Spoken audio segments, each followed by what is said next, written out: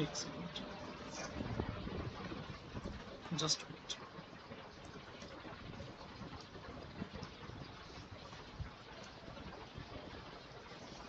एक बार चेक करो रिएक्शन में क्या क्या बोला है। 2 moles of A forming a B, जिसमें फॉरवर्ड का रेट K1 और बैकवर्ड का रेट कांस्टेंट K-1 दिया, बना रहा B plus C.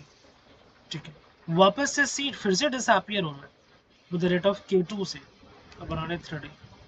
we can assuming the reactions to be a single steps elementary process। बहुत सही। which of the following is correct? यदि रिएक्शन एलिमेंट्री प्रोसेस है तो रेट ऑफ डिसअपियरेंस ऑफ सी कैसे लिखा जाएगा? रेट ऑफ डिसअपियरेंस ऑफ सी उन्होंने plus में लिखा था, रेट ऑफ फॉर्मेशन बोल सकते हैं। Rate of formation of C, rate of formation of C right, यहाँ पे बन रहा है और यहाँ पे जा भी रहा है। जैसे हमने तुम्हें 100 रुपीज दिए, उसमें तुमने 10 रुपीज खर्चे कर दिए, डिफरेंस का क्या बचेगा? तुम्हारे पास जो बचा वो फॉर्मेशन तुम्हारा है।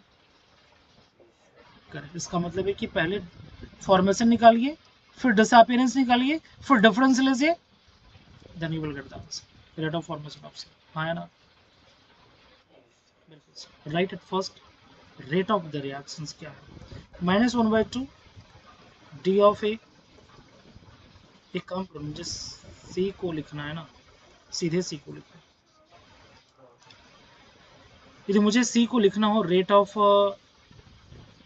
फॉर्मेशंस,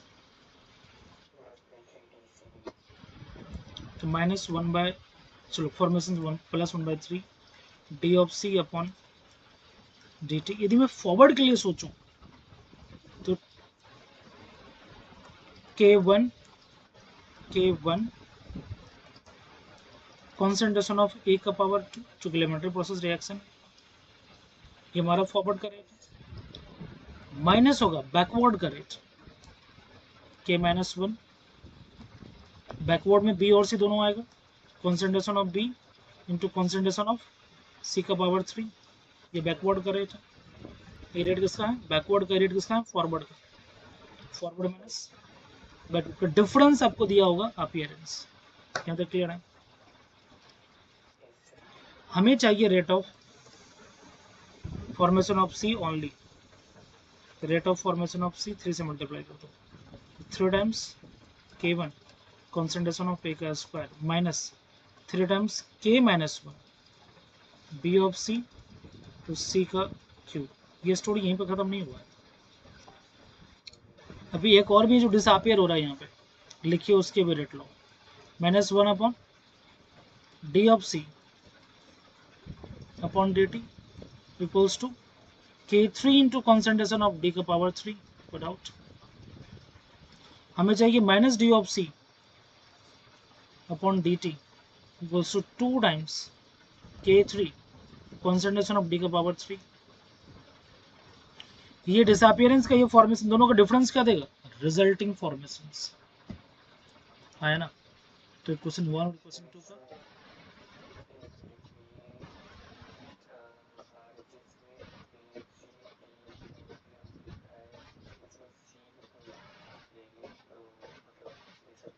ये डिसअपियर हुआ ना, ये फॉर्मेशन यहाँ पे हुआ, फिर यहाँ से डिसअपियर हो, तो वही सी तो डिसअपियर हो रहा है ना वापस से, जो सी यहाँ बना वही सी वापस से डिसअपियर हो रहा है with the rate of K2 formation कर रहे हैं 3D का। करेक्ट।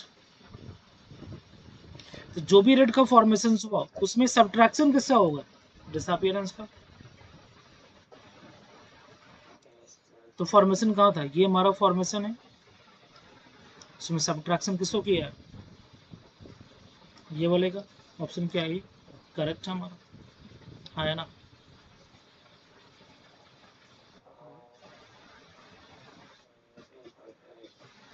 ये हमारा फॉर्मेशन था, ये हमारा डिसअपियरेंस है, दोनों का डिफरेंस क्या देगा आपको? तुम्हारे पास बचा हुआ अमाउंट, वो तो पूछा रेट ऑफ फॉर्मेशन का। तो आपने यहाँ पे जो तो फॉर्मेशन हुआ, यहाँ पे डिसअपियरेंस हुआ, तो तुम्हें बन रहा है इतने से, जा भी तो रहा है, माइनस माइनस कर दो, you will get the resulting data. वो तो पूछा आपसे, रिजल्टिंग डाटा हमारा क्या है। क्लियर?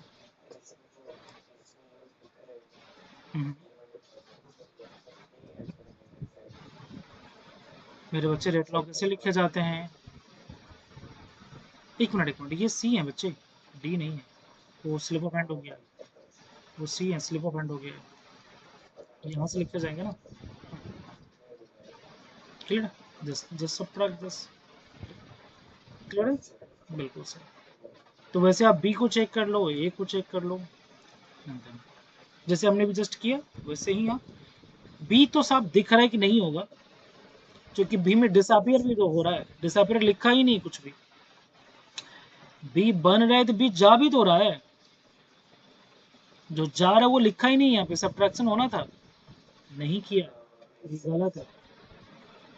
ए को वैसे चेक कर लो, ए का फॉर्मेशन तो वापस ए का रेट लॉ लिखो, एक ही तो जगह लिखना और कहीं तो जा नहीं रहा है। तो ए के फॉर्मेशन की बात करते हैं, उन्होंने प्लस में लिखा है, कोई बात नहीं, उल्टा लिखा है, मतलब इधर से फॉर्मेशन की बात किया है वो, उल्टे में इधर से रेट लॉ लिखे जाएंगे, इधर से जब रेट लॉ लिखे जाएंगे तो बी इंटू सी होना पहले ना होना चाहिए, उन्होंने माइनस में कर दिया। नहीं नहीं नहीं, just wait, two times minus K one correct है, बी करेक्ट है, सी करेक्ट है, क्यूब करेक्ट है, माइनस करेक्ट है, फिर टू से मल्टीप्लाई, बैकवर्ड, बैकवर्ड में तो सिर्फ ए ना, बी सी कहाँ से आ गया?